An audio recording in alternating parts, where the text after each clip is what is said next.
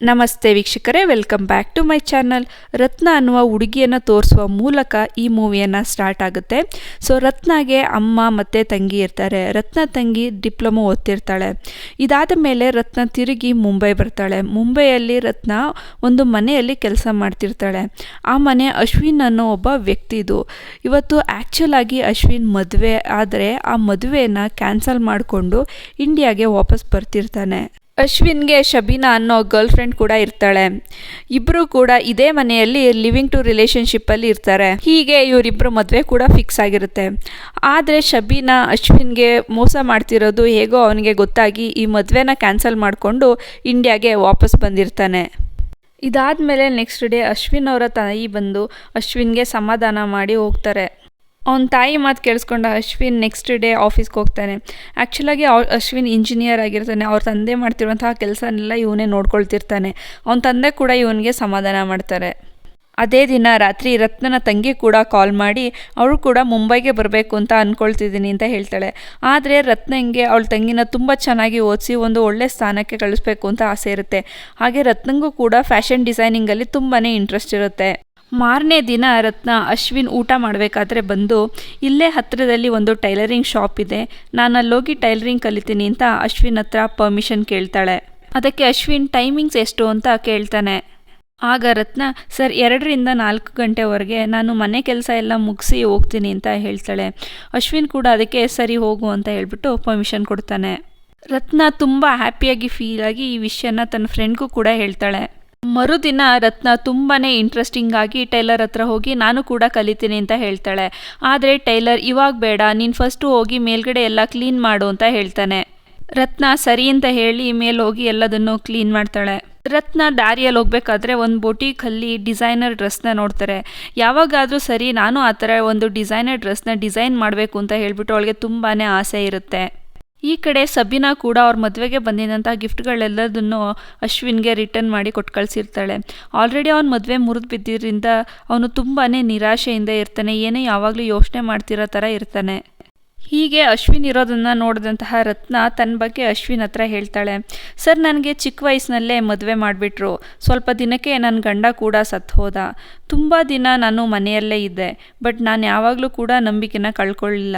ನಾನು ಕೆಲಸದವಳಾದರೂ ಪರವಾಗಿಲ್ಲ, ಸ್ವಲ್ಪನಾದರೂ ದುಡಿತಿದ್ದೀನಿ. ಹಾಗೆ ನನ್ನ ಮನೇನ ಕೂಡ ನೋಡ್ಕೊಳ್ತಾ ಇದ್ದೀನಿ. ಜೀವನ ಇಲ್ಲೇ ನಿಂತೋಗಲ್ಲ, ಇನ್ನೂ ಮುಂದೆ ತುಂಬಾ ಇದೆ ಅಂತ ಹೇಳ್ತಾಳೆ. ಸೊ ರತ್ನ ಮಾತನ್ನು ಕೇಳಿಸ್ಕೊಂಡಂತಹ ಅಶ್ವಿನ್ನು ಅವಳ ಬಗ್ಗೆ ತುಂಬಾ ಇಂಪ್ರೆಸ್ ಆಗ್ತಾನೆ. ಹಾಗೆ ರತ್ನಗೆ ಥ್ಯಾಂಕ್ಸ್ ಕೂಡ ಹೇಳ್ತಾನೆ. ನೆಕ್ಸ್ಟ್ ಡೇ ರತ್ನ ಮತ್ತೆ ಟೈಲರ್ ಶಾಪ್ಗೆ ಹೋಗ್ತಾಳೆ. ಆದರೆ ಟೈಲರ್ ರತ್ನಗೆ ಒಂದು ಬ್ಲೌಸ್ನ ಕೊಟ್ಟು ಇದಕ್ಕೆ ಮ್ಯಾಚಿಂಗ್ ಕ್ಲಾತ್ನ ತಗೊಂಡು ಬಾ ಅಂತ ಹೇಳಿಬಿಟ್ಟು ಕಳಿಸ್ತಾನೆ. ಆಲ್ರೆಡಿ 4 ಗಂಟೆ ಆಗಿರುತ್ತೆ. ಆದರೂ ಕೂಡ ರತ್ನ ಏನು ಮಾತಾಡದೆ ಸಿಟಿಗೆ ಹೋಗಿ ಮ್ಯಾಚಿಂಗ್ ಕ್ಲಾತ್ನ ತೊಗೊಂಬರ್ತಾಳೆ. ರತ್ನ ಹೀಗೆ ಸಿಟಿಗೆ ಹೋಗಿ ಮ್ಯಾಚಿಂಗ್ ಕ್ಲಾತ್ ತೊಗೊಂಬರೋಷ್ಟರಲ್ಲಿ ಆಲ್ರೆಡಿ ಅಶ್ವಿನ್ ಮನೆಗೆ ಬಂದ್ಬಿಟ್ಟಿರ್ತಾನೆ. ರತ್ನ ಕೂಡ ಮನೆಗೆ ಬಂದ ತಕ್ಷಣ ಸಾರಿ ಕೇಳ್ತಾಳೆ, ನಾನು ಬರೋದು ಸ್ವಲ್ಪ ಟೈಮ್ ಆಯಿತು ಅಂತ ಹೇಳಿಬಿಟ್ಟು. ಅದೇ ಸಮಯಕ್ಕೆ ಅಶ್ವಿನ್ ಮನೆಯ ಲ್ಯಾಂಡ್ಲೈನ್ ರಿಂಗ್ ಆಗುತ್ತೆ. Ashwin girlfriend Shabina phone ಮಾಡ್ತಿರ್ತಾಳೆ. ಏನಕ್ಕಂದರೆ ಅಶ್ವಿನ್ ಅವಳು ಕಾಲ್ನ ಪಿಕ್ ಮಾಡ್ತಿರಲ್ಲ, ಅದಕ್ಕೆ ಲ್ಯಾಂಡ್ಲೈನ್ಗೆ ಕಾಲ್ ಮಾಡಿದೆ ಅಂತ ಹೇಳ್ತಾಳೆ. ಅದಕ್ಕೆ ರತ್ನ, ಮೇಡಮ್ ಸರ್ ಮೊಬೈಲ್ನ ಮನೆಯಲ್ಲೇ ಬಿಟ್ಟು ಹೋಗಿದ್ದಾರೆ, ಅವ್ರು ಬಂದಮೇಲೆ ನಿಮಗೆ ಕಾಲ್ ಮಾಡೋಕ್ಕೆ ಹೇಳ್ತೀನಿ ಅಂತ ಹೇಳಿ ಫೋನ್ನ ಕಟ್ ಮಾಡ್ತಾಳೆ. ಇದನ್ನು ಕೇಳಿಸ್ಕೊಂಡಂತಹ ಅಶ್ವಿನ್ ಇನ್ನೂ ಅವಳ ಮೇಲೆ ಇಂಪ್ರೆಸ್ ಆಗ್ತಾನೆ. ಹೀಗೆ 1 ತಿಂಗಳು ಕಳೆದೋಗುತ್ತೆ. ಆದರೂ ಕೂಡ ಟೈಲರ್ ಅವಳ ಕೈಗೆ ಮಿಷಿನ್ ಅಂತೂ ಕೊಟ್ಟಿರೋದೇ ಇಲ್ಲ. ಟೈಲರ್ ಅವಳಿಗೆ ಏನಾದರೂ ಒಂದು ಕೆಲಸ ಹೇಳ್ತಾನೆ ಇರ್ತಾನೆ. ಇದನ್ನೆಲ್ಲ ನೋಡಿದಂತಹ ರತ್ನಂಗೆ ತುಂಬಾ ಕೋಪ ಬರುತ್ತೆ. ರತ್ನ ಬ್ಲೌಸ್ನ ಟೈಲರ್ಗೆ ಕೊಟ್ಟು ಅಲ್ಲಿಂದ ವಾಪಸ್ ಬಂದುಬಿಡ್ತಾಳೆ. ಮನೆಗೆ ಬಂದ ರತ್ನ ಟೆರೆಸ್ ಮೇಲೆ ಹೋಗಿ ನನ್ನ ಕನಸಾಗೆ ಉಳಿಯುತ್ತಾ ಅಂತ ಹೇಳಿ ಯೋಚನೆ ಮಾಡ್ತಾ ಇರ್ತಾಳೆ. ಇದನ್ನೆಲ್ಲ ಅಬ್ಸರ್ವ್ ಮಾಡಿದಂತಹ ಅಶ್ವಿನ್ ರತ್ನ ಹತ್ರ ಕೇಳ್ತಾನೆ ಏನಾಯಿತು ಅಂತ ಹೇಳಿ. ರತ್ನ ಏನೂ ಇಲ್ಲ ಅಂತ ಹೇಳ್ತಾಳೆ. ಸೊ ಆವಾಗ ಅಶ್ವಿನ್ ಹೇಳ್ತಾನೆ, ಸಬೀನಾ ಮೇಡಮ್ ಬಟ್ಟೆ ಎಲ್ಲ ನೀನು ಪ್ಯಾಕ್ ಮಾಡು, ಅದನ್ನು ನಾವು ವಾಪಸ್ ಕಳಿಸ್ಬೇಕು ಅಂತ ಹೇಳಿಬಿಟ್ಟು. ಅಶ್ವಿನ್ ಹೇಳ್ದಾಗೇನೆ ರತ್ನ ಸಬೀನಾ ಬಟ್ಟೆ ಎಲ್ಲದನ್ನು ಪ್ಯಾಕ್ ಮಾಡಿ ಡ್ರೈವರ್ ಹತ್ರ ಕೊಡ್ತಾಳೆ. ಆಗ ಡ್ರೈವರ್ ನಿನ್ಗೆಲ್ಲಾದರೂ ಬೇರೆ ಕಡೆ ಕೆಲಸ ನೋಡಬೇಕಾ ಅಂತ ಕೇಳ್ತಾನೆ. ಅದಕ್ಕೆ ರತ್ನ ಯಾಕೆ ಅಂತ ಕೇಳ್ತಾಳೆ.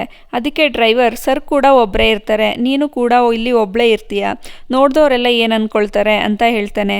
ಅದಕ್ಕೆ ರತ್ನ ಹೇಳ್ತಾಳೆ, ಬೇರೆಯವ್ರು ಏನು ಅಂದ್ಕೊಂಡ್ರೆ ನನಗೇನು, ಅದಕ್ಕೆಲ್ಲ ನಾನು ತಲೆ ಕೆಡಿಸ್ಕೊಳ್ಳಲ್ಲ, ನೀನು ಇಲ್ಲಿಂದ ಹೊರಡು ಅಂತ ಡ್ರೈವರ್ಗೆ ಹೇಳ್ತಾಳೆ. ಹೀಗೆ ಮಾರನೇ ದಿನ ರತ್ನ ಅವಳ ಫ್ರೆಂಡ್ ಜೊತೆ ತರಕಾರಿ ತೊಗೊಂಬರೋಕ್ಕೆ ಮಾರ್ಕೆಟ್ಗೆ ಹೋಗ್ತಾಳೆ. ಆಗ ಅವಳ ಫ್ರೆಂಡ್ ಒಂದು ಟೈಲರಿಂಗ್ ಇನ್ಸ್ಟಿಟ್ಯೂಟ್ ಬಗ್ಗೆ ಹೇಳ್ತಾಳೆ.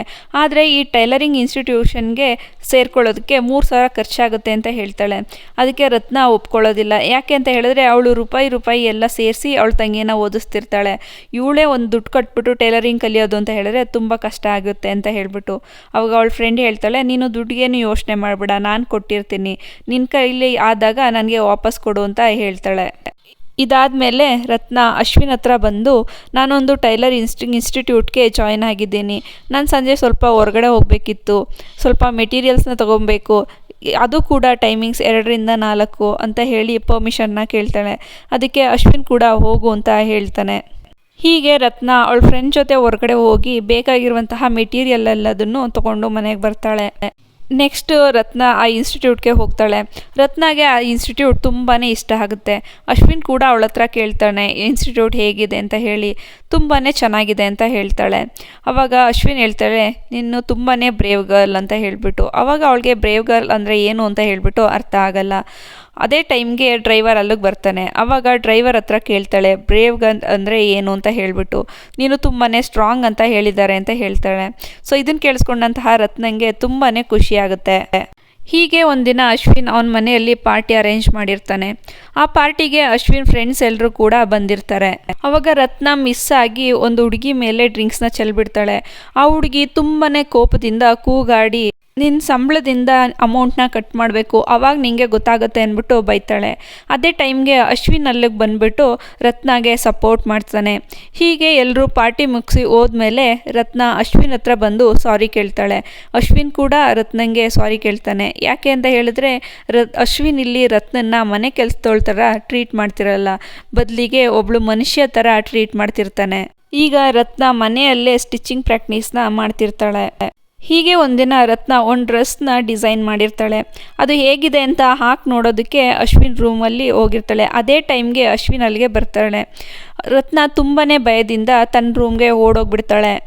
ಹೀಗೆ ರತ್ನ ತನ್ನ ಡ್ರೆಸ್ನ ಚೇಂಜ್ ಮಾಡಿಕೊಂಡು ಅಶ್ವಿನ್ ಹತ್ರ ಬಂದುಬಿಟ್ಟು, ಸಾರಿ ಸರ್, ನಾವು ಓನರ್ ಇರಬೇಕಾದ್ರೆ ಈ ಥರ ತಪ್ಪು ಮಾಡಲ್ಲ, ನನ್ನ ರೂಮಲ್ಲಿ ಒಂದು ದೊಡ್ಡ ಮಿರರ್ ಇಲ್ಲ, ಹಾಗಾಗಿ ನಾನು ನಿಮ್ಮ ರೂಮ್ಗೆ ಹೋಗಿ ಡ್ರೆಸ್ನ ಹಾಕಿ ನೋಡಿದೆ ಅಂತ ಹೇಳ್ತಾಳೆ. ಅದಕ್ಕೆ ಅಶ್ವಿನ್, ಇಟ್ಸ್ ಓಕೆ ರತ್ನ, ಪರವಾಗಿಲ್ಲ, ಆ ಡ್ರೆಸ್ನ ನೀನೇ ಡಿಸೈನ್ ಮಾಡಿದ ಅಂತ ಕೇಳ್ತಾನೆ. ಅದಕ್ಕೆ ರತ್ನ ಕೂಡ ಹೌದು ಅಂತ ಹೇಳ್ತಾಳೆ. ಹೀಗೆ ದಾರಿಯಲ್ಲಿ ಹೋಗ್ಬೇಕಾದ್ರೆ ರತ್ನ ಒಂದು ಡಿಸೈನರ್ ಶಾಪ್ಗೆ ಹೋಗ್ತಾಳೆ. ಅಲ್ಲಿ ಡಿಸೈನ್ ಎಲ್ಲ ಹೇಗೆ ಮಾಡಿದ್ದಾರೆ, ಹಾಗೆ ಸ್ಟಿಚಿಂಗ್ ಎಲ್ಲ ಹೇಗೆ ಹಾಕಿದ್ದಾರೆ ಅಂತ ಹೇಳಿ ಅಬ್ಸರ್ವ್ ಮಾಡ್ತಿರ್ತಾಳೆ. ಅದೇ ಟೈಮ್ಗೆ ಸ್ಟೋರ್ ಮ್ಯಾನೇಜರ್ ಅಲ್ಲಿಗೆ ಬಂದು ಅವಳನ್ನು ಬೈದು ಸ್ಟೋರಿಂದ ಒಳಗಡೆ ಕಳಿಸ್ಬಿಡ್ತಾಳೆ. ಇದನ್ನೆಲ್ಲ ನೆನಪಿಸ್ಕೊಂಡು ರತ್ನ ತುಂಬಾ ಫೀಲ್ ಮಾಡ್ಕೊಂಡಿರ್ತಾಳೆ. ಅದೇ ಟೈಮ್ಗೆ ಅಶ್ವಿನ್ ಕೂಡ ಕೇಳ್ತಾನೆ, ನೀನು ಟೈಲರ್ ಆಗಬೇಕು ಅಂದ್ಕೊಂಡಿದ್ಯಾ ಅಂತ. ಅದಕ್ಕೆ ರತ್ನ ಹೇಳ್ತಾಳೆ, ಟೈಲರ್ ಅಲ್ಲ, ನಾನು ಫ್ಯಾಷನ್ ಡಿಸೈನರ್ ಆಗಬೇಕು ಅಂತ ಅಂದ್ಕೊಂಡಿದ್ದೀನಿ ಅಂತ ಹೇಳಿಬಿಟ್ಟು. ಆಗ ಅಶ್ವಿನ್, ವಾವ್, ಫ್ಯಾಷನ್ ಡಿಸೈನರ ಅಂತ ಹೇಳ್ತಾನೆ. ಇದನ್ನು ತಪ್ಪಾಗಿ ಅರ್ಥ ಮಾಡ್ಕೊಂಡಂತಹ ರತ್ನ ಯಾಕೆ ಆಗಬಾರ್ದ ಅಂತ ಹೇಳಿಬಿಟ್ಟು ಮುಖ ಸೆಂಟ್ರಿಸ್ಕೊಂಡು ಅಲ್ಲಿಂದ ಹೊರಟು ಹೋಗ್ತಾಳೆ. ಅಶ್ವಿನ್ನ ತಪ್ಪಾಗಿ ಅರ್ಥ ಮಾಡಿಕೊಂಡು ಮುಖ ಸೆಂಟ್ರಿಸ್ಕೊಂಡೆ ಊಟನೂ ಕೂಡ ಹಾಕಿ ಕೊಡ್ತಾಳೆ. ನೆಕ್ಸ್ಟ್ ಡೇ ಅಶ್ವಿನ್ ರತ್ನಾಗೆ ಒಂದು ಫ್ಯಾಷನ್ ಡಿಸೈನಿಂಗ್ ಬುಕ್ ಕೂಡ ಗಿಫ್ಟಾಗಿ ಕೊಡ್ತಾನೆ. ಇದನ್ನು ನೋಡಿದಂತಹ ರತ್ನಾಗೆ ತುಂಬಾ ಖುಷಿಯಾಗುತ್ತೆ.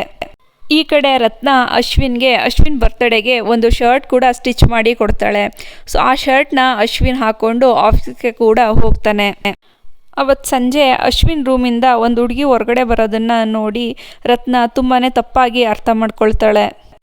ಅದೇ ದಿನ ರಾತ್ರಿ ರತ್ನನ ತಂಗಿ ರತ್ನಗೆ ಕಾಲ್ ಮಾಡಿ, ಇಲ್ಲ ಅಪ್ಪ ನನಗೆ ಮದುವೆ ಫಿಕ್ಸ್ ಮಾಡಿದ್ದಾರೆ, ಮದುವೆ ಹುಡುಗ ಮದುವೆ ಆದಮೇಲೆ ನನ್ನನ್ನು ಕೆಲಸಕ್ಕೆ ಕಳಿಸೋದಕ್ಕೆ ಒಪ್ಕೊಂಡಿದ್ದಾಳೆ ಅಂತ ಹೇಳ್ತಾಳೆ.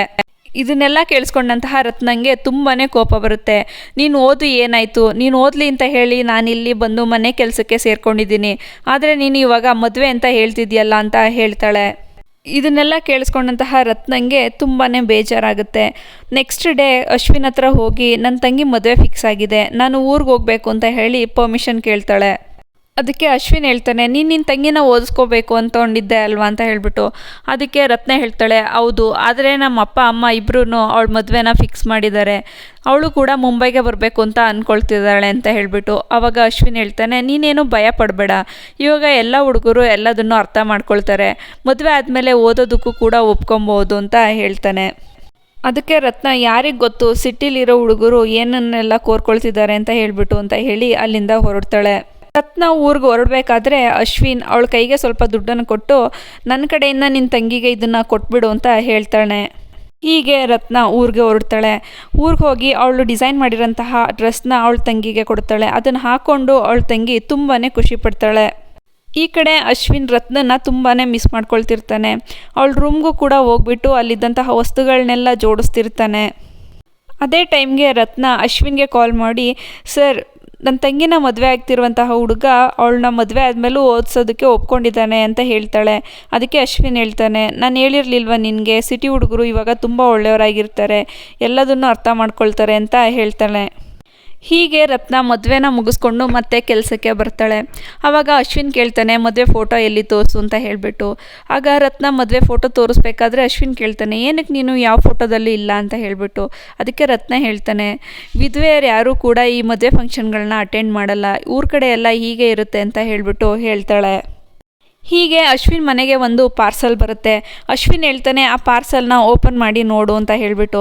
ಆ ಪಾರ್ಸಲ್ನ ಓಪನ್ ಮಾಡಿದ್ರೆ ಅದರಲ್ಲಿ ಹೊಲಿಗೆ ಮಿಷಿನ್ ಇರ್ತದೆ. ಆವಾಗ ಅಶ್ವಿನ್ ಹೇಳ್ತಾನೆ, ಈ ಹೊಲಿಗೆ ಮಿಷಿನ್ ನಿನಗೆ ಅಂತ ಹೇಳಿಬಿಟ್ಟು. ಅದನ್ನು ನೋಡಿದಂತಹ ರತ್ನಾಗೆ ತುಂಬಾ ಖುಷಿಯಾಗುತ್ತೆ. ಹೀಗೆ ಒಂದಿನ ರತ್ನ ಗಣೇಶನ ವಿಗ್ರಹದ ಮುಂದೆ ಡ್ಯಾನ್ಸ್ ಮಾಡ್ತಿರ್ತಾಳೆ. ಅದೇ ಟೈಮ್ಗೆ ಅಶ್ವಿನ್ ಅಲ್ಲಿಗೆ ಬರ್ತಾನೆ. ಅದನ್ನು ನೋಡಿದಂತಹ ರತ್ನ ಡ್ಯಾನ್ಸ್ ಮಾಡೋದನ್ನು ನಿಲ್ಲಿಸ್ಬಿಡ್ತಾಳೆ. ಮತ್ತು ಅವರಿಬ್ಬರು ಫ್ಲ್ಯಾಟ್ ಒಳಗಡೆ ಹೋಗ್ತಾರೆ. ಅಶ್ವಿನ್ ರತ್ನನ ಕೈನ ಇಟ್ಕೊಂಡು ತುಂಬಾ ಹತ್ತಿರಕ್ಕೆ ಎಳ್ಕೊಳ್ತಾನೆ. ಹಾಗೆ ಅವರು ಕಿಸ್ ಕೂಡ ಮಾಡ್ತಾರೆ. ಹೀಗೆ ಇನ್ನೂ ಸ್ವಲ್ಪ ಹತ್ತಿರ ಆಗೋಕ್ಕೆ ಹೋಗ್ತಾರೆ. ಅಷ್ಟೊತ್ತಿಗಾಗಲೇ ಅವರ ಮನೆಯ ಲ್ಯಾಂಡ್ಲೈನ್ ರಿಂಗ್ ಆಗುತ್ತೆ. ಆ್ಯಕ್ಚುಲಾಗಿ ಅಲ್ಲಿ ಕಾಲ್ ಮಾಡಿರೋದು ಅಶ್ವಿನ್ನ ತಾಯಿ. ಅಶ್ವಿನ್ ಅವರ ತಾಯಿ ಮನೆಯಲ್ಲಿ ಒಂದು ಫಂಕ್ಷನ್ ಇದ್ದಿದ್ದರಿಂದ ರತ್ನನ್ನ ಅಲ್ಲಿಗೆ ಅಡುಗೆ ಮಾಡೋಕ್ಕೆ ಕರೆಯೋದಕ್ಕೆ ಕಾಲ್ ಮಾಡಿರ್ತಾಳೆ. ಅದಾದಮೇಲೆ ರತ್ನ ಅವಳ ರೂಮ್ ಒಳಗಡೆ ಹೋಗ್ಬಿಡ್ತಾಳೆ. ಅಶ್ವಿನ್ ಎಷ್ಟೇ ಹೊರಗಡೆ ಕರೆದ್ರೂ ರತ್ನ ಹೊರಗಡೆ ಬರೋದೇ ಇಲ್ಲ. ಆವಾಗ ಅಶ್ವಿನ್ ಅವಳ ರೂಮ್ ಒಳಗಡೆ ಹೋಗಿ, ನೀನು ನನ್ನ ಜೊತೆ ಹೊರಗಡೆ ಬರ್ತೀಯಾ ಅಂದ್ಬಿಟ್ಟು ಕೇಳ್ತಾನೆ. ಅದಕ್ಕೆ ರತ್ನ ಹೇಳ್ತಾಳೆ, ಸರ್, ನಾನು ಬರಲ್ಲ, ಜನಗಳೆಲ್ಲ ನನ್ನನ್ನು ತಪ್ಪು ತಿಳ್ಕೊಳ್ತಾರೆ ಅಂದ್ಬಿಟ್ಟು. ಅದಕ್ಕೆ ಅಶ್ವಿನ್ ಹೇಳ್ತಾನೆ, ಯಾವ ಜನ, ಎಲ್ಲಿದ್ದಾರೆ ಅಂತ ಹೇಳ್ಬಿಟ್ಟು. ಅದಕ್ಕೆ ರತ್ನ ಅವನನ್ನು ಟೆರೆಸ್ ಮೇಲೆ ಕರ್ಕೊಂಡು, ನಾನು ನಿಮ್ಗೊಂದು ವಿಷಯ ಹೇಳಲ್ಲ, ದಯವಿಟ್ಟು ಇಲ್ಲಿ ನಡೆದದನ್ನೆಲ್ಲ ಮರ್ತು ಬಿಡಿ ಅಂತ. ಅದಕ್ಕೆ ಅಶ್ವಿನ್ ಹೇಳ್ತಾನೆ, ನೀನು ನನ್ನನ್ನು ಸಾರ್ ಅಂತ ಕಳಿಬೇಡ, ಅಶ್ವಿನ್ ಅಂತ ಕರಿ ಸಾಕು ಅಂತ ಹೇಳಿಬಿಟ್ಟು. ಇದೆಲ್ಲ ಆದಮೇಲೆ ಅಶ್ವಿನ್ ಫ್ರೆಂಡ್ ಅವನ ಮನೆಗೆ ಊಟಕ್ಕೆ ಅಂತ ಬಂದಿರ್ತಾಳೆ. ಆವಾಗ ರತ್ನ ಬಂದುಬಿಟ್ಟು ಕೇಳ್ತಾಳೆ, ನೀವು ಅವ್ರ ಹತ್ರ ಏನೂ ಹೇಳಿಲ್ಲ ಅಂತ ಹೇಳಿಬಿಟ್ಟು. ಅದಕ್ಕೆ ಅಶ್ವಿನ್ ಹೇಳ್ತಾನೆ, ಇಲ್ಲ, ನಾನು ಏನೂ ಹೇಳಿಲ್ಲ, ನೀನು ತಲೆ ಕೆಡಿಸ್ಕೋಬೇಡ, ನಿನ್ನ ಕೆಲಸನ ಮಾಡು ಅಂತ ಹೇಳಿಬಿಟ್ಟು. ಇದನ್ನೆಲ್ಲ ಕೇಳಿಸ್ಕೊಂಡ ಅಶ್ವಿನ್ ಫ್ರೆಂಡ್ಗೆ ಆಲ್ರೆಡಿ ಅರ್ಥ ಆಗಿಬಿಟ್ಟಿರುತ್ತೆ. ಅದಕ್ಕೆ ಅವ್ನು ಕೇಳ್ತಾನೆ, ಅಶ್ವಿನ್, ನೀನು ಏನು ಮಾಡ್ತಿದ್ಯಾ, ಕೆಲಸದವ್ರ ಜೊತೆ ಡೇಟಿಂಗ್ ಮಾಡ್ತಿದ್ಯಾ ಅಂತ ಹೇಳಿಬಿಟ್ಟು. ಅದಕ್ಕೆ ಅಶ್ವಿನ್ ಹೇಳ್ತಾನೆ, ನಾನು ಡೇಟಿಂಗ್ ಮಾಡ್ತಿಲ್ಲ, ಅವಳು ನನ್ನ ಜೊತೆ ಇದ್ದಾಗ ನನಗೊಂಥರ ಫೀಲಿಂಗ್ ಬರುತ್ತೆ, ಸೊ ಅದಕ್ಕೋಸ್ಕರ ನಾನು ಅವಳ ಜೊತೆ ಇರೋದಕ್ಕೆ ಇಷ್ಟಪಡ್ತೀನಿ ಅಂತ ಹೇಳ್ತಾನೆ. ಅದಕ್ಕೆ ಅವನ ಫ್ರೆಂಡ್ ಹೇಳ್ತಾನೆ, ಇದಕ್ಕೆ ನಿಮ್ಮ ಅಮ್ಮ ಒಪ್ಕೊಳ್ಳಲ್ಲ, ಅವಳನ್ನ ನೀನು ನಿಜವಾಗ್ಲೂ ಪ್ರೀತಿಸ್ತಾ ಇದ್ರೆ ಇದನ್ನೆಲ್ಲ ಇಲ್ಲಿಗೆ ಬಿಟ್ಬಿಡು, ಸೊಸೈಟಿ ಏನು ಅಂದ್ಕೊಳ್ಳುತ್ತೆ, ನಿಮ್ಮಮ್ಮ ಏನು ಅಂದ್ಕೊಳ್ತಾರೆ ಅಂತ ಯೋಚನೆ ಮಾಡಿದ್ಯಾ ಅಂತ ಹೇಳ್ತಾನೆ. ಇದೆಲ್ಲ ಆದಮೇಲೆ ರತ್ನ ಅಶ್ವಿನ್ ಅವರ ತಾಯಿ ಅರೇಂಜ್ ಮಾಡಿದಂಥ ಫಂಕ್ಷನ್ಗೆ ಕೆಲಸ ಮಾಡೋದಕ್ಕೆ ಹೋಗಿರ್ತಾಳೆ. ಸೊ ಇವರೆಲ್ಲ ಕುತ್ಕೊಂಡು ಊಟ ಮಾಡಬೇಕಿದ್ರೆ ಅಶ್ವಿನ್ ಬಂದು ಹೇಳ್ತಾನೆ, ನಾನು ಮನೆಗೆ ಹೋಗ್ತಾ ಇದ್ದೀನಿ, ನೀನು ಕೂಡ ನನ್ನ ಜೊತೆ ಬರ್ತೀಯ ಅಂದ್ಬಿಟ್ಟು. ಅದಕ್ಕೆ ರತ್ನ ಹೇಳ್ತಾಳೆ, ಇಲ್ಲ, ನಾನು ಬರಲ್ಲ, ಎಲ್ಲ ಕೆಲಸದನ್ನು ಮುಗಿಸಿ ನಾನು ಬರ್ತೀನಿ ಅಂತ ಹೇಳಿ. ಆವಾಗ ಅಶ್ವಿನ್ ಅಲ್ಲಿಂದ ಹೊರಡ್ತಾನೆ. ಇದಾದಮೇಲೆ ರತ್ನ ಮನೆಗೆ ಬಂದು ಅಶ್ವಿನ್ ಹತ್ರ ಹೇಳ್ತಾಳೆ, ನೀನು ಎಲ್ಲರೂ ಮುಂದೆ ನನ್ನನ್ನು ಹಾಗೆ ಮಾತಾಡಿಸ್ಬೇಡಿ, ನನ್ನನ್ನು ಎಲ್ಲರೂ ತಪ್ಪಾಗಿ ಅರ್ಥ ಮಾಡ್ಕೊಳ್ತಾರೆ ಅಂತ ಹೇಳ್ಬಿಟ್ಟು. ಅದಕ್ಕೆ ಅಶ್ವಿನ್ ಹೇಳ್ತಾನೆ, ನೀನು ನೆಲದ ಮೇಲೆ ಕುತ್ಕೊಂಡು ಊಟ ಮಾಡ್ತಿದ್ದೆ, ನಿನಗೇನು ಬಾಧೆ ಅನ್ನಿಸ್ಲಿಲ್ವಾ ಅಂತ ಹೇಳಿಬಿಟ್ಟು. ಅದಕ್ಕೆ ರತ್ನ ಹೇಳ್ತಾಳೆ, ನಾನು ಇಲ್ಲೂ ಕೂಡ ನೆಲದ ಮೇಲೆ ಕೂತು ಊಟ ಮಾಡ್ತೀನಿ, ಅದು ನನಗೆ ಅಭ್ಯಾಸ ಆಗಿದೆ, ನಾನು ಎಷ್ಟೇ ಆದರೂ ಮನೆ ಕೆಲಸದವಳು, ನನ್ನ ಸ್ಥಾಯಿ ಅದೇನೆ, ನಿಮ್ಮ ಸ್ಥಾಯಿನೇ ಬೇರೆ, ನನ್ನ ಸ್ಥಾಯಿನೇ ಬೇರೆ, ನನ್ನನ್ನು ನಿಮ್ಮ ತಂದೆ ತಾಯಿ ಯಾವತ್ತೂ ಒಪ್ಕೊಳ್ಳೋದಿಲ್ಲ, ದಯವಿಟ್ಟು ಇದನ್ನೆಲ್ಲ ಇಲ್ಲಿಗೆ ನಿಲ್ಲಿಸ್ಬಿಡಿ ಅಂತ ಹೇಳ್ತಾನೆ. ಅಶ್ವಿನ್, ಬೇರೆಯವರು ಏನು ಹೇಳ್ಕೊಳ್ತಾರೆ ಅದಕ್ಕೆಲ್ಲ ನಾನು ತಲೆ ಕೆಡಿಸ್ಕೊಳ್ಳಲ್ಲ, ನಾನು ನಿನ್ನನ್ನು ತುಂಬ ಪ್ರೀತಿಸ್ತಾ ಇದ್ದೀನಿ, ಮದುವೆ ಕೂಡ ಆಗಬೇಕು ಅಂತ ಅಂದ್ಕೊಂಡಿದ್ದೀನಿ ಅಂತ ಹೇಳ್ತಾನೆ. ಅದಕ್ಕೆ ರತ್ನ ಒಪ್ಕೊಳ್ಳೋದಿಲ್ಲ. ಬೇಗ ಅವಳ ರೂಮ್ಗೆ ಹೋಗ್ಬಿಟ್ಟು ಇಲ್ಲೇ ಇರೋದು ಸರಿ ಇಲ್ಲ ಅಂತ ಹೇಳಿ ಅವಳ ಲಗೇಜ್ನೆಲ್ಲ ಪ್ಯಾಕ್ ಮಾಡ್ಕೊಳ್ತಿರ್ತಾಳೆ. ಹಾಗೆ ಮನಸ್ಸಲ್ಲೇ ತುಂಬ ನೋವು ಪಟ್ಕೊಂಡು ಅಳ್ತಿರ್ತಾಳೆ. ರತ್ನ ತನ್ನ ಲಗೇಜ್ ಎಲ್ಲ ಪ್ಯಾಕ್ ಮಾಡಿಕೊಂಡು ಅಲ್ಲಿಂದ ಹೊರಡ್ತಿರ್ತಾಳೆ. ಅಶ್ವಿನ್ ಬಂದು ಅವಳನ್ನು ಕನ್ವಿನ್ಸ್ ಮಾಡೋದಕ್ಕೆ ಟ್ರೈ ಮಾಡ್ತಾನೆ, ಆದರೆ ರತ್ನ ಒಪ್ಕೊಳ್ಳೋದೇ ಇಲ್ಲ. ಆವಾಗ ಅಶ್ವಿನ್ ರತ್ನ ಒಂದು ಬ್ಯಾಗನ್ನು ಇಟ್ಕೊಂಡು ಅವಳನ್ನೇ ನೋಡ್ತಾ ನಿಂತ್ಕೊಳ್ತಾನೆ. ರತ್ನ ಕೂಡ ಅವನನ್ನೇ ನೋಡ್ತಿರ್ತಾಳೆ. ಕೊನೆಗೆ ಅಶ್ವಿನ್ ಅವಳನ್ನ ಬ್ಯಾಗನ್ನು ವಾಪಸ್ ಕೊಡ್ತಾನೆ. ಆವಾಗ ರತ್ನ ಹೇಳ್ತಾಳೆ, ನಾನು ಇಲ್ಲಿಂದ ಹೋಗ್ಬಿಡ್ತೀನಿ, ಯಾವುದಾದ್ರೂ ಕೆಲಸ ಸಿಗೋವರೆಗೂ ಚಿಕ್ಕ ಕೆಲಸನ ಮಾಡಿಕೊಂಡು ಜೀವನ ನಡೆಸ್ತೀನಿ ಅಂತ ಹಾಗೆ ನೀವು ನನ್ನನ್ನು ಕಾಂಟ್ಯಾಕ್ಟ್ ಮಾಡೋದಕ್ಕೆ ಟ್ರೈ ಮಾಡಬೇಡಿ ಅಂತ ಹೇಳಿ ಅಲ್ಲಿಂದ ಹೊರಡ್ತಾಳೆ. ಈ ಕಡೆ ಅಶ್ವಿನ್ ಕೂಡ ತನ್ನ ತಂದೆ ಹತ್ರ ಬಂದು ನಾನು ರತ್ನನ ಇಷ್ಟಪಡ್ತಾ ಇದ್ದೀನಿ, ಅವಳನ್ನು ಬಿಟ್ಟಿರೋಕ್ಕಾಗ್ತಿಲ್ಲ, ನಾನು ವಾಪಸ್ ಅಮೇರಿಕಕ್ಕೆ ಹೋಗ್ಬಿಡ್ತೀನಿ ಅಂತ ಹೇಳಿ ಪರ್ಮಿಷನ್ನ ಕೇಳ್ತಾನೆ. ಅವ್ರ ತಂದೆ ಕೂಡ ಅದಕ್ಕೆ ಒಪ್ಕೊಳ್ತಾರೆ. ಸ್ವಲ್ಪ ದಿನ ಆದಮೇಲೆ ಒಂದು ಫ್ಯಾಷನ್ ಡಿಸೈನಿಂಗ್ ಆಫೀಸಿಂದ ರತ್ನಗೆ ಕಾಲ್ ಬರುತ್ತೆ. ಅಲ್ಲಿ ಒಬ್ಳು ಹುಡುಗಿ ಇರ್ತಾಳೆ. ಆ ಹುಡುಗಿ ಬೇರೆ ಯಾರೂ ಅಲ್ಲ, ರತ್ನ ಡ್ರಿಂಕ್ಸ್ನ ಚೆಲ್ಲಿ ಡ್ರೆಸ್ ಎಲ್ಲ ಹಾಳು ಮಾಡಿರ್ತಾಳಲ್ಲ ಅಶ್ವಿನ್ ಫ್ರೆಂಡ್, ಅವಳೇ ಈ ಹುಡುಗಿ. ಅಲ್ಲಿ ಹೋದ್ಮೇಲೆ ಒಬ್ರಿಗೊಬ್ರು ಸಾರಿ ಕೇಳ್ಕೊಳ್ತಾರೆ. ಆಗ ರತ್ನ ತಾನು ಡಿಸೈನ್ ಮಾಡಿದಂತಹ ಒಂದು ಡ್ರೆಸ್ನ ತೆಗೆದ್ಬಿಟ್ಟು ಆ ಹುಡುಗಿಗೆ ತೋರಿಸ್ತಾಳೆ. ಅದನ್ನು ನೋಡಿದಂತಹ ಹುಡುಗಿ ತುಂಬಾ ಇಂಪ್ರೆಸ್ ಆಗ್ತಾಳೆ ಮತ್ತು ಅವಳನ್ನು ಜಾಬ್ಗೂ ಕೂಡ ಸೇರಿಸ್ಕೊಳ್ತಾಳೆ. ಈ ಕಡೆ ಅಶ್ವಿನ್ ಅಮೇರಿಕಕ್ಕೆ ಹೋಗ್ತಾ ಹೋಗ್ತಾ ರತ್ನಾಗೆ ಫೇವರ್ ಮಾಡಿ ಹೋಗಿರ್ತಾನೆ. ಇದನ್ನೆಲ್ಲ ತಿಳಿಸ್ಕೊಂಡಂತಹ ರತ್ನ ಅಶ್ವಿನ್ನ ಮೀಟ್ ಮಾಡೋಕ್ಕೆ ಬರ್ತಾಳೆ. ಆದರೆ ಅಶ್ವಿನ್ ಅಲ್ಲಿ ಇರೋದಿಲ್ಲ, ಅವ್ರ ಮನೆಗೆ ಬೀಗ ಹಾಕಿರುತ್ತೆ. ಆಗ ರತ್ನ ನನ್ನ ಹತ್ರ ಏನೂ ಇಲ್ಲದೆ ಇದ್ದಾಗ ಸರ್ ನನ್ನ ಹತ್ರ ಇದ್ದರು, ಆದರೆ ನನ್ನ ಹತ್ರ ಇವಾಗ ನನ್ನ ಡ್ರೀಮ್ ಜಾಬ್ ಇದೆ, ಆದರೆ ಅಶ್ವಿನ್ ಸರ್ ನನ್ನ ಹತ್ರ ಇಲ್ಲ ಅಂತ ಹೇಳಿ ತುಂಬಾ ಫೀಲ್ ಮಾಡ್ಕೊಳ್ತಿರ್ತಾಳೆ. ಅದೇ ಟೈಮ್ಗೆ ರತ್ನಾಗೆ ಒಂದು ಕಾಲ್ ಬರುತ್ತೆ. ಕಾಲ್ ಮಾಡಿದ್ದು ಬೇರೆ ಯಾರೂ ಅಲ್ಲ, ಅಶ್ವಿನ್ ಹೇಗಿದೆಯಾ ರತ್ನ ಅಂತ ಕೇಳ್ತಾನೆ. ಅದಕ್ಕೆ ರತ್ನ ಚೆನ್ನಾಗಿದ್ದೀನಿ ಅಶ್ವಿನ್ ಅಂತ ಹೇಳ್ತಾನೆ. ಸೊ ಇಲ್ಲಿ ರತ್ನ ಸರ್ ಅಂತ ಕರೆಯೋದು ಬಿಟ್ಟು ಅಶ್ವಿನ್ ಅಂತ ಕರೀತಾಳೆ. ಮೊದಲು ಅವಳು ಅಂದ್ಕೊಂಡಿರ್ತಾಳೆ ನಾನು ಅವ್ರ ತಾಯಿಗೆ ಮ್ಯಾಚ್ ಆಗಲ್ಲ ಅಂತ ಹೇಳ್ಬಿಟ್ಟು, ಈಗ ಡ್ರೀಮ್ ಜಾಬ್ ಇರೋದ್ರಿಂದ ನಾನು ಅವ್ರಿಗೆ ಮ್ಯಾಚ್ ಆಗ್ತಿದ್ದೀನಿ ಅಂತ ಅನಿಸುತ್ತೆ ಇವಳಿಗೆ. ಇದಾದಮೇಲೆ ಅಶ್ವಿನ್ ಅವಳಿಗೆ ಅಮೇರಿಕಕ್ಕೆ ಕರೆಸ್ಕೊಳ್ತಾಳೆ. ಇಬ್ಬರು ಕೂಡ ಅಲ್ಲೇ ಜೀವನನ ನಡೆಸ್ತಿರ್ತಾರೆ. ಸೊ ಇಲ್ಲಿಗೆ ಈ ಮೂವಿ ಮುಕ್ತಾಯ ಆಗುತ್ತೆ. ಹಾಗೆ ನಿಮಗೆ ಮೂವಿ ಸ್ಟೋರಿ ಹೇಗನ್ನಿಸ್ತು, ಎಕ್ಸ್ಪ್ಲನೇಷನ್ ಹೇಗನ್ನಿಸ್ತು ಅಂತ ಹೇಳಿ ಕಮೆಂಟ್ ಮಾಡಿ ತಿಳಿಸಿ. ನಿಮ್ಗೇನಾದರೂ ಬೇರೆ ಯಾವುದಾದ್ರೂ ಮೂವಿ ಎಕ್ಸ್ಪ್ಲನೇಷನ್ ಬೇಕು ಅಂತ ಹೇಳಿದ್ರೆ ಮೂವಿ ನೇಮ್ನು ಕೂಡ ಕಮೆಂಟ್ ಮಾಡಿ ತಿಳಿಸಿ. ಸೊ ದಟ್ ನನಗೆ ವೀಡಿಯೋಸ್ನ ಮಾಡೋದಕ್ಕೆ ಈಸಿ ಆಗುತ್ತೆ. Thanks for watching. ಸಬ್ಸ್ಕ್ರೈಬ್ ಮಾಡ್ಕೊಳ್ಳೋದನ್ನು ಮರಿಬೇಡಿ.